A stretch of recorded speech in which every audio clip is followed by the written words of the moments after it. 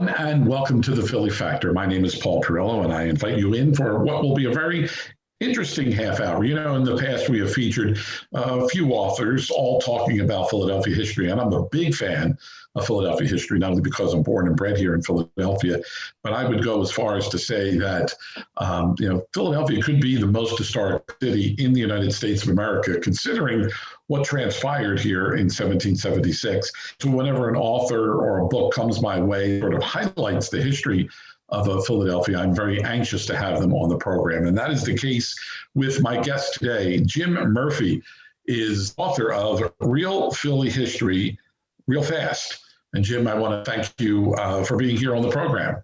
Oh, I'm very glad to be here, Paul. I've seen a lot of history books about Philadelphia, and dare I say, when I was a student here at LaSalle, I had a few history books about, like that thick, and it went from everything from soup to nuts. But this is really one of the first history books that I've come across, not only detailing Philadelphia history, but it makes for a very fast read, a quick read. And I, as the reader, come away with a great understanding of Philadelphia history. And I also learned about a few places that I may have heard of, but really didn't know too much about. So what was the reason, or what was the thought process that led you to write this book, Jim? Well, I started by writing articles for the Society Hill Reporter back in beginning of 2011. And I had a real tight parameter to write to. It was about 720 words that would fit on one page of call it a newsletter or magazine. And so I had to basically do a lot of research, 25 to 35 hours per story by the time I researched it and wrote it. And I would come in with a whole lot of material and have to just keep cutting it down because of the tight format. After doing them for about 3 years, every 2 months I had another one, I started thinking maybe there's a way to put these together in a more permanent collection. And it's taken me a lot of time since then, but that was the impetus for the idea. And I really do believe it's different from any book I've ever seen because it's very tight and it gives you the headline, a subhead, short copy blocks, bullets, interesting oddities, fast facts, everything in a short space, I think, to give you a feeling about that person or that historic site that we're talking about. Yeah, and I should mention that you yourself are not only a student of history, but really an expert when it comes to Philadelphia history. As a matter of fact, your book is dedicated to both William Penn and Ben Franklin, two key figures in the formation of not only the state of Pennsylvania, the colony of Pennsylvania, but also the city of Philadelphia. So you are really connected to these two gentlemen who were really responsible for not only establishing the colony and the city, but really being one of the, William Penn lived sometime before Ben Franklin, but really were responsible for the start of this great nation of ours. Well, true. And when I have tour groups, and I am a certified member of the Association of Philadelphia Tour Guides, I do not let people go without telling them about our two superstars, because people don't know that Penn and Ben did what they did. And I often ask people, do you know what it was like when William Penn landed here? And they don't. And they think it was basically a farmland and he built this quick city. And he didn't. It was a great forest, and he wanted 10,000 acres, and he ended up with about 1,280. But he ended up with a city that started 58 years after New York City and 52 years after Boston. And by 1770, we were the largest, most cultured, most important city in America. And it was mostly because of William Penn to start it, and Ben Franklin, who came 20 years after him, to really make it better. Yeah, you touched on a key point here, because I think the mindset is today among some people that when they go into Old City, that they think that, when William Penn arrived in Pennsylvania, or what was to become Pennsylvania, is that he really arrived at the foot of Market Street and the river. But actually, that was not the case. He actually arrived up the river somewhat. And even the geography of Old City changed over the years, much because of development. But, we think of, Penn's Landing. Oh, that's where William Penn stepped foot. No, actually, it was, Penn's Landing didn't exist. It was much closer to what we would consider Front Street or Delaware Avenue today than it was during the Billy Penn days. Right. He actually came in where it would be Dock Street today. And from what I read, he used to ride a skiff up Dock Street a good ways. Now it goes past Independence Hall right now. I don't know quite how far it went, but it went a pretty good ways in those days. Mm-hmm. The other thing that I didn't know is that when he landed, there were, according to Francis Daniel Pastorius, 3 or 4 small buildings. It wasn't a big town. It was basically a forest. Francis Daniel Pastorius came over shortly after Penn, and he had a friend who was a baker, Cornelius Baum, and he wanted to get his bread, and he found his way there once, and he was around 3rd and Walnut or 3rd and Chestnut, but he couldn't find him again because it was wilderness, and we don't think of Philadelphia that way. Yeah. You mentioned that you're a certified tour guide, and I think I read that you wish that when you got started as a tour guide, that there was a book like this, your book, Real Philly History Real Fast.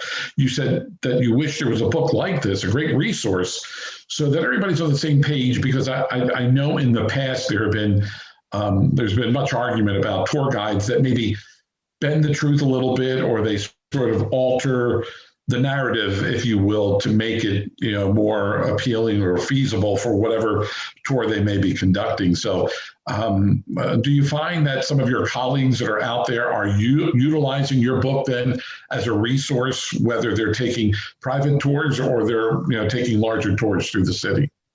Well, I think they will be. It isn't out just yet, but it will be shortly. And I've had 3 guides told me they've ordered 14 books already, and we're hoping to have a big celebration with the tour guides later. But what got me interested in the tour guides is they have a handbook that's about this thick, and we're redoing it right now. But it's a treasure trove again of Philadelphia history, and it's bulleted copies so that a guide can learn those things. You have to go through that book and learn it, and go through a lecture series, and then pass a certifying exam. So we hope and are pretty sure that the tour guides that are certified by us know the correct story, and we believe are telling the right story. This book is not only meant everywhere. I'm sorry. No, that's okay. This book is not only meant for history buffs. It's not only meant for visitors to the city as sort of like a tour guide, but I think Philadelphia residents will come away with a deeper appreciation, a bigger appreciation of places, and maybe even some of the people that make up the narrative of Philadelphia. They're going to come away with a bigger and a better appreciation of the history of Philadelphia, because there are some places in here, as I said, born and bred in Philadelphia. But there are some places in here that I haven't even heard of, or really wasn't familiar with some of these places. And I really tried to do that, but I also know that there are hundreds more. I mean, Philadelphia has over 300 signs put up by the Pennsylvania Historical and Museum Commission. And I've only got 51 stories in here. So there are things that people are going to say, well, you missed this. But Philadelphia is so rich in history that there's no way to get everything. So I try to be selective. It's more oriented towards Center City. I don't cover Delaware County. I do cover the Lazaretto, which is out in Delaware County. The Fort Mifflin, which is on the border. I think it's Philadelphia, but it's right at the airport. And then a couple, one in Germantown and one in North Philly. But an awful lot of what happened here in Philadelphia, people don't know about. And I'm trying to show them a different way of looking at their city and make it more friendly, because when you learn about these places, you have a better appreciation for what's gone on here. Yeah, for sure. Some of those places that you mentioned, we've actually had guests from those places on our show in previous years. You mentioned the Lazaretto because it's not in Philadelphia, but it's It's a place that's literally in the middle of the Delaware River. Why don't you explain to us what this location was? And I know there have been some efforts to try to maintain the integrity of the buildings that are left there and sort of maintain the history that surrounds that place. Okay. Well, for one thing, Paul Steinke, the of the Preservation Alliance of Greater Philadelphia, had a lot to do with keeping the lazaretto, getting it preserved and having it used. And I'll talk about that in a second. But basically, Philadelphia had a major yellow fever epidemic in 1793. We didn't know what caused it, but 4,000 or more people died. And if you put that in current perspective, it's 10% of the people that were there. If it were modern day Philadelphia, that would be 150,000 people dead from one disease. So we know what pandemics are or epidemics are. In order to try to protect the city, we developed something called a lazaretto. That's a quarantine station. It's about 8 or 9 miles west of Philadelphia, up the Delaware River in Tinicum Township, Delaware County. And we put it there so that ships coming up the Delaware River would be forced to stop. And if there were questions about yellow fever on that particular boat, they would be stopped, they would be quarantined, the ship would be cleaned, and they would have to wait until they got the okay to go to Philadelphia. In, I think it was 1870, yellow fever came to the lazaretto. Lazaretto is named for St. Lazarus, the patron of lepers. It came to the lazaretto. All the top people at the lazaretto died. The hospital administrator, the chief nurse, the chief doctor, a whole bunch of people there died, but the disease never got to Philadelphia. So in that case, it seemed to have worked. Wow. And as I said, there's been some effort in sort of maintaining this site. It's not on, at least as I know, it's not on any national or state registry of historic places, is it, Jim? I don't remember. I haven't looked it up that way, but I do know that because of Paul and Preservation Alliance, they did take the main administration building and they have saved it. They, I think there was an $8 million renovation, and Tinicum Township is actually using it as an administration building. And there is a hope that, and I believe it's in beginning, they're going to put in an exhibit area or a display area in part of that building. But if you drive down there, even if you just walk in front of the building toward the Delaware River, you feel like it's 1790. It looks, little Tinicum Island looks like it did 300 years ago. And so you kind of get a feel for what it was like. But I think that you're going to see more and more activities at that area, at the lazaretto, as they continue to develop. David Barnes is a professor from Penn who has done an awful lot of work over there to try to keep it going. So let's travel north up the Delaware River then. And some people today may pass some of what they think are old warehouses along the Delaware waterfront, especially in the old city area. But what they may not realize is that Philadelphia was actually a major port of entry for immigrants. And there's the old Washington Avenue Immigration Station. Am I correct with that? Correct. And that's down right out off of Washington Avenue and the Delaware River, not far from Gloria Dei Church. And I should have known better, but I thought everybody immigrated into Ellis Island. Sure. And now I remember that I had gone to a Balch Institute program years ago, but I had forgotten it. And when I was walking down there one day and I saw the sign and I thought 1 million people came in here and emigrated here, and I didn't have any knowledge of it. And it was a major station. In fact, the Pennsylvania Railroad organized it. They owned the ships, they owned the property, and they used it as a way to transport people to the West. They even started advertising in, I think it was the 1880s, 1890s, in the newspapers in Poland and Italy and that area, where they were trying to bring them here, and they'd say we're 100 miles closer to the west than New York. And it worked. An awful lot of people came off of the off of the boat, came down into the immigration station, got on a train, and went west. We're talking with Jim Murphy, the author of Real Philly History, Real Fast. And we're talking about we're just touching on some of the places and topics included in his book. And one place that I wasn't familiar with at all was Panama Street. Not sure what Panama Street, where it's located, what it is, what the historical significance is of Panama Street. So why don't you fill us in on that? Okay. Well, one thing, there is a Preservation Alliance tour that my wife and I took years ago called Little Streets East of Broad. And Panama Street is one of those streets. And I put it in the book because I thought it was a real good picture of what makes Penn's green country town. It's a very tiny street, not far from 13th and Lombard, 13th and Pine, but it's got all kind of trees on the street. And William Penn, when he came here, wanted a green country town. And he wanted that because in 2 years of his life in London, they had the Great Fire and then the Great Plague.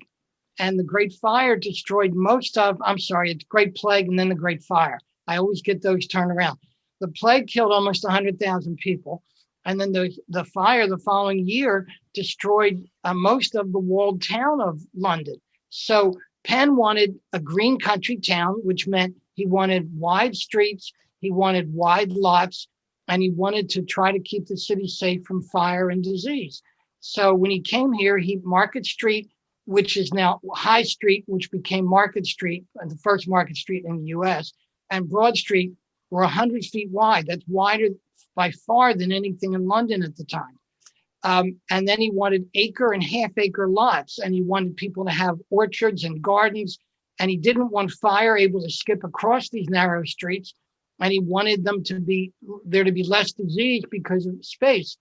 But the people had different ideas, and by something like 9 years later, there were 9 alleyways between Front and Second Street that weren't on Penn's map because developers came in or people bought property and said, well, we need another way to get to the port. We're only a block away, but we've got to go that way. We're just going to cut through. So Penn's plan kind of got derailed there, but he still ended up with a town that was beautiful, that was green. And then he also put in 4 green areas around the city and Center Square. So you have Rittenhouse Square, Logan Square, Franklin Square, and Washington Square, which he placed on his map. He didn't do anything with the spots, as Inga Saffron has pointed out, the architectural critic for the Inquirer. But because they were there on the plan, they eventually became 4 of the most important parts of the neighborhoods. And then City Hall, Center Square became the center part of our government. Yeah. And for the most part, that plan has stayed, I guess, intact for the most part. I mean, Billy Penn wanted that green country town, and what do they say? Fairmount Park is even larger than Central Park in New York, and was that part of Penn's plan, or what was Fairmount Park at that point? Well, Fairmount Park came out of the yellow fever epidemic and the waterworks. There was a watering committee that established the first waterworks, and that was at City Hall, where City Hall is today. That one worked okay for a while, but they needed more. So they eventually put it up at the highest spot in the downtown area of Philadelphia at the Fairmount, or it's the Fairmount Waterworks.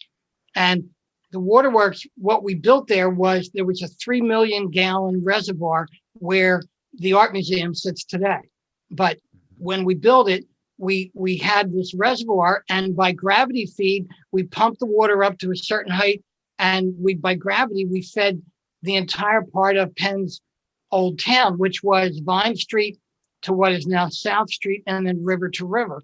And the water department will tell you that we were the first city since Rome to plan to have water delivered to all of our citizens. So, and to protect that water, at one point, we looked, and industry was coming in north and farther north, and they were spewing into the Delaware River. To try to protect the river, we started buying up the mansions that were there, and that became Fairmount Park. So again, it added to William Penn's green country town and protected the water to a great degree as well, and gave us a great outdoor area to bike or walk or ride or do whatever we want. So it was a wonderful serendipitous thing. Sure. Let's talk a little bit about, I guess, St. Augustine or St. Augustine Church, however you want to pronounce it, right there in Old City. Some people might say it sits perhaps a little north of Old City, but it's a historic church. Many people may have actually visited the church. What's the story behind St. Augustine or St. Augustine? Well, in 1844, we had what they call, 1844, the nativist riots. We had native Protestant Irish who didn't like the Catholic Irish immigrating into the city. And they started what we call the Bible riots. The Bible was read in schools in Philadelphia, in public school. The Catholic I'll call him an archbishop. That wasn't the title then. He said, well, why don't we let the Catholics read the Catholic Bible, because it was different. Someone at the school board said, well, then maybe we should have no Bible reading. And then all hell broke loose. And St. Augustine's Church and library were destroyed. There were a whole series of riots in that area. They fired guns on St. Philip Neri in Queen Village. They fired cannon on that. It was just a massive destruction. And what was odd about it, and it changed our city boundaries, if you ran north of Vine Street or south of South Street, they had to go get a sheriff to get a posse to go after you, because that wasn't part of William Penn's city. So in 1854, in great deal due to these riots, we consolidated the city of Philadelphia. So Philadelphia County and Philadelphia City became one, and we grew overnight from 2 square miles to about 130 square miles. And that was just because we couldn't control the police departments or the fire departments, and we had citizens causing great damage and then just running across the city line. Wow, fascinating stuff. When you did all the research for this book, was there anything, Jim, that stood out to you? I call it that aha moment, something that you found or something that you discovered that perhaps you never knew of or heard of before? Probably the one, there were a bunch, but the one was that I didn't realize that the Acadians were in Philadelphia. I've heard about the Acadians, and I believe the word Cajun is a corruption of the word Acadian, but I didn't know they lived in Philadelphia. They were French-speaking Catholics who lived in Canada, or I'll call it Nova Scotia. The British came in and basically expelled them from their homes. Because we were under the British, 450 of them were sent here and left on an island in the Delaware River. Anthony Benezet, a Quaker, saw them and realized that they were just going to die. I mean, no one was taking care of them. They were just dumped there. So he provided shelter and food for them to the best of his ability. And many of them were in between the 500 and 600 block of Pine Street. They were in 1-story wooden houses. And a number of them were there for many years. Now, many of them died in the yellow fever, died of yellow fever, not in that epidemic, but an earlier one. About half of them died. Many of them stayed here for years and then eventually made their way to Louisiana and New Orleans. But I never even realized they were here. And Henry Wadsworth Longfellow did a long poem, and I just lost the name of it. Evangeline. No, he's an Evangeline. And he said it in Philadelphia. And he actually had the heroine and her boyfriend die and be placed in a small cemetery, which many people think is the German church at 6th and Pine or 6th and Spruce. It's not. They were fictional characters, but people used to come to Philadelphia looking for Evangeline. And because Longfellow said he placed it in Philadelphia, not too far from the poorhouse, people believe that she's real and still keep looking for her. But that was a revelation to me. Yeah. Well, we have just scratched the surface, needless to say, of your book. It is real Philly history, real fast. And there's so much information in here. And in the minute that we have left, Jim, what do you hope that people take away from your book? I hope they take away the fact that Philadelphia is an amazing place to live in and learn history, and that there's so much more than any of us can know. But this is a way to start by saying, get familiar with your surroundings, see the great things that happened here, and enjoy your city. And I'm hoping that since people are not able yet to do too much traveling long distance, that they'll spend time in Philadelphia learning about our city, because it is a great city. It really is, and I want to thank you for this wonderful book that you have given us, and the great work that you do as a certified tour guide in Philadelphia. Again, the name of the book is Real Philly History, Real Fast. It's by Jim Murphy.